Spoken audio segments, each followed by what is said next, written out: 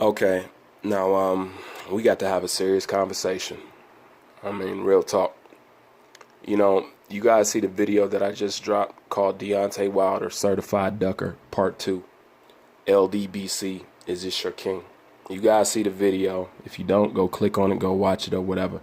But I got to talk about a comment that was left in my comment section. And, it's funny what you don't pay attention to. And it's funny what you don't be thinking about and what you overlook. But my man Jay Cass left a comment in the comment section. And he says, it's not about the money. Al Heyman ain't letting that belt leave the U.S. because when Wilder loses to AJ, American heavyweight boxing is dead. That right there is one of the realest statements that I done heard in a long time. And I knew this, but I didn't quite think about it that much. But most importantly than that, I just paid attention to something. We have no replacement for Deontay Wilder. We didn't have replacements for all our other heavyweight legends. We didn't have a replacement for Evander Holyfield. We didn't have a replacement for George Foreman. We didn't have a replacement for Buster Douglas. We didn't have a replacement for Mike Tyson. The heavyweight division has been slowly dwindling out and running low on talent. This is why Deontay Wilder is what we were reduced to, or what we were left with, And Deontay Wilder is actually a representation of the current state of American heavyweight boxing. But we have no replacements. We don't. After Deontay Wilder gets sparked out, which he will, and we all know this, who do we have? We have no one. See, at least the UK, they got people like Daniel Dubois, and Usyk is going up to heavyweight next year and stuff. They got replacements and stuff. But who is America's next replacement? Who is America's next big heavyweight? Who's going to fill that void? Who's going to fill that spot? I mean, you can't tell me a Big Baby Miller, because that's not it, and that's not going to cut it. And you guys know that. You can't tell me a Dominic Brazil. You can't tell me, so who? Who do we got? We don't have anybody. And for the first time since I've been living in my lifetime, I haven't seen the heavyweight division look like this, and I'm at a loss of words. Seriously, like, this real talk. And I know this is something I should have thought about a long time ago. I just, like I said, it's funny what slips your mind and what you don't pay attention to. But Jay Cass put this on my mind. Once that belt leaves America, it's not coming back. And that leads me, now I understand why this fight is more political than what even I knew about. Now I understand the reason why all my ex-champions sat around at a table at a press conference trying to talk crap and badmouth a fighter from across the way, a fighter from across the pond. I've always said that this was the struggle between America and the UK, and who's going to be wielding the Excalibur in boxing. I know I always said that, so it's always been on my mind. But what I ain't paid attention to is how we have no replacements at all. Who do we have? Be real with yourself. Who do we have? All right, look, just give me prospects. Who do we got? No, that really looks like a sure thing. We don't have anything. And this is also why AJ bet not come over here to the United States, because even I have to say, we have to cheat you. We have to. Okay? We have to. So you ain't got no business fighting over here. Because it's not, are we going to cheat you? We have to.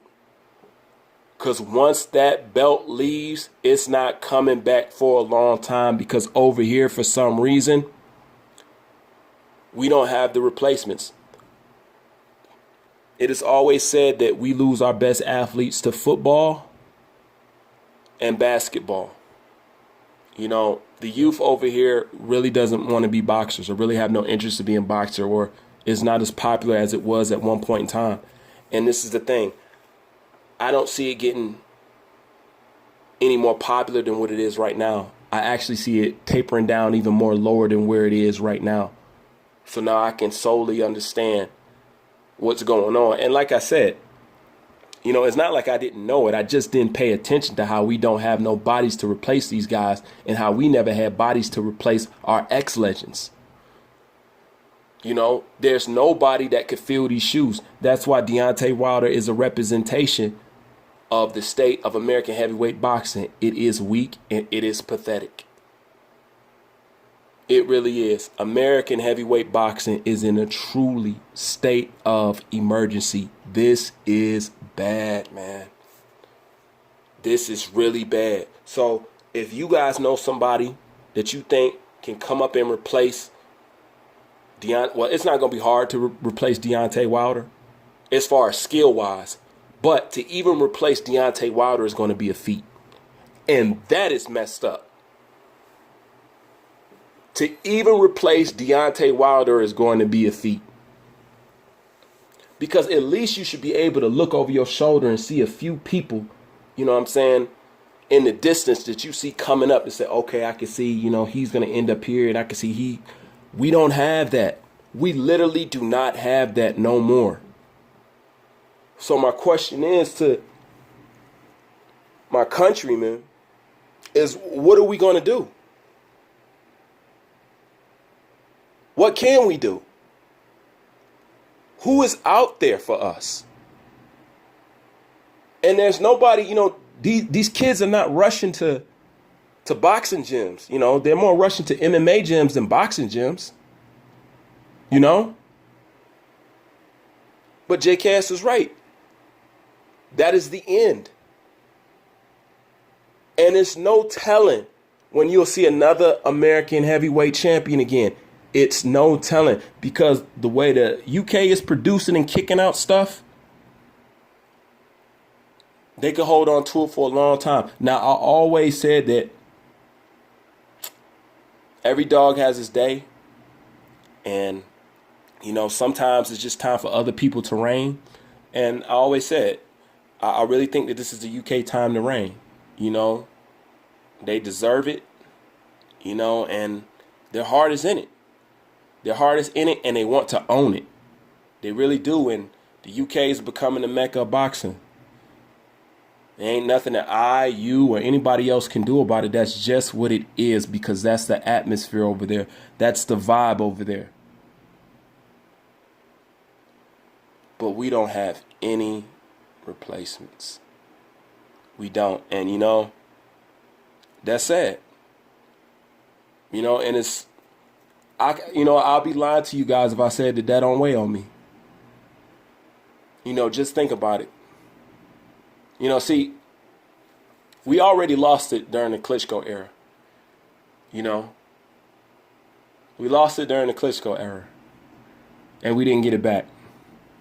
You know, we got the WBC back by default. Let's just be real. We got that belt by default. But this time, once it leaves, Sophia ain't coming back.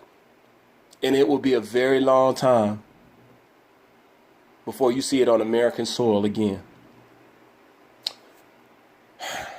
You know, I don't know. But how we as boxing fans and we as content creators or whatever, how we are not talking about this is actually quite amazing. You know, I think we spend so much time talking about other BS and this person hating on this person, and, you know, you doing this, you doing that, and, you know, you cooning, you doing this, you know, all that stuff that don't really mean nothing. What we need to be concerned about is how we don't have no replacements. We didn't have no replacements for none of our legends. And we don't even have replacements for the people that we got right now, which is virtually nobody. Heavyweight boxing in America is not just in a state of emergency. It's on life support. It really is. And if you ever had a family member who's been sick and has been in the hospital, and you get a call from your aunt or your uncle, and you say, I think you really need to go see your cousin because it's probably about that time. I think you really need to go see your grandma because it seems like it's any day now. Well, that's the same thing I got to say about boxing. It seems like it's any day now. It seems like any day now. And it is honestly sad, especially coming from America, especially coming from the people from like Ali, Evander Holyfield, Foreman. Man, Mike Tyson, come on. What country is going to produce another Mike Tyson? Period. They've been saying that there's going to be another Mike Tyson forever. Let's be real. We still haven't seen another Mike Tyson yet. That's how special that guy was. And speaking of Mike Tyson, shout out to Mike Tyson. My second favorite heavyweight boxer of all time. Truthfully, I want to put you at number one, but I can't shove you in front of Ali simply because of what he stands for. But Mike Tyson was the only one who had the guts to speak about Deontay Wilder as he seen it, and he didn't bite his tongue. So shout out to Mike Tyson. You more of a legend than what I even know. Thank you for being honest. Thank you for being real. Thank you for giving your honest opinion. Thank you. I really appreciate that. Because while all these other channels were selling the American public a facade, a dream, a fairy tale, you the only one that stood in front of a camera and said, this guy ain't fighting quality opposition. He needs to do better. I'm not impressed. And just basically told Deontay Wilder what everybody on the internet's been saying about Deontay Wilder. And it's just like all things. Just because somebody criticizes you don't mean that they hate you. They just want to see more out of you. It's when people don't say something about you is when they really don't care about you. And all I ever cared about was the status of American heavyweight boxing. And I didn't want to deteriorate the only thing that we got left. And that is the residue left off of the gloves of our legends. Everybody know when it comes to heavyweight boxing, America owns that. As far as the legends go, we own that without a shadow of a doubt. That's all we got left. We don't have anything left at this point. That's why it was crucial for Deontay Wilder to represent us in the right light, to do the right thing. Man, Deontay Wilder, if you went out there and lose, so what?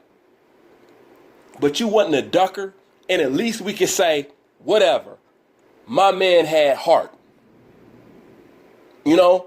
That's at least one thing we could have got behind you on. You know what I'm saying? My fighter got heart. He took a loss because he had heart. I don't care if you lose like that. There's plenty of fighters that I love that are not popular, that some people don't even consider that good of fighters, and some people don't even know about. Seriously, one of my favorite fighters in the world is Isolino Freitas. I know a lot of so-called boxing experts who don't even know who that is. But he wasn't those popular names by that. But I love that style. You know what I'm saying? I love that hard-hitting Tommy Hearn style. I love Isolino Freitas. One of my favorite fighters, along with Felix Trinidad and everybody else. So it's not always about numbers and always about this. Sometimes just your character, as Ali showed you, can put you in the stratosphere as being one of the greats. Just having a good character at the end of the day. But I don't know. I just want to talk about that with you guys. And to tell you the truth, I don't even know what I expected to get out of it. You know, I just felt it's something that I wanted to talk about, and maybe we can kick it in the comment section and, I don't know, come up with something. Or maybe y'all know about some upcoming prospects that I don't know about, but I want to see somebody that I can get excited about, that I can say, you know what, in the future, this guy's going to be a beast. You know, I'm just saying that I don't see it. I'm not saying it's there, not there. I'm saying that I don't see it. Leave your thoughts in the comment section, and I'll get back at y'all. Bruce Van, I'm out.